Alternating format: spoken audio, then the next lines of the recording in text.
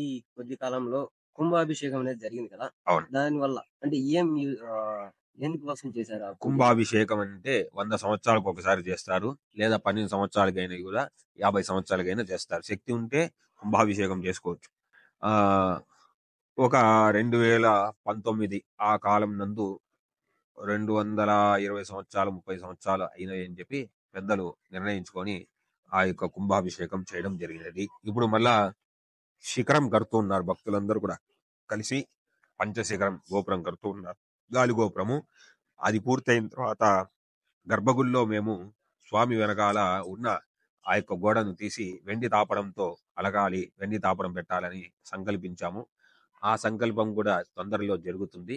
అదంతా కూడా అయిపోయిన తర్వాత మళ్ళా ఆ యొక్క కార్యక్రమం జరగాలి అంటే బాలాలయం చేసి స్వామి యొక్క శక్తిని కళలను ఒక కలశంలోకి ఆవాహన చేసి బాలాలయం చేసి స్వామిని పట్టు వస్త్రంతో బంధించి ఆ యొక్క గర్భగుడిలో ఆ యొక్క వెండి తాపడం అంతా కూడా చేయించిన తర్వాత మళ్ళా శిఖరాభిషేకం, కుంభాభిషేకం, గాలిగోపురం శిఖరాభిషేకం, కుంభాభిషేకం కూడా మళ్ళా త్వరలోనే అతి త్వరలోనే జరుగుతుంది.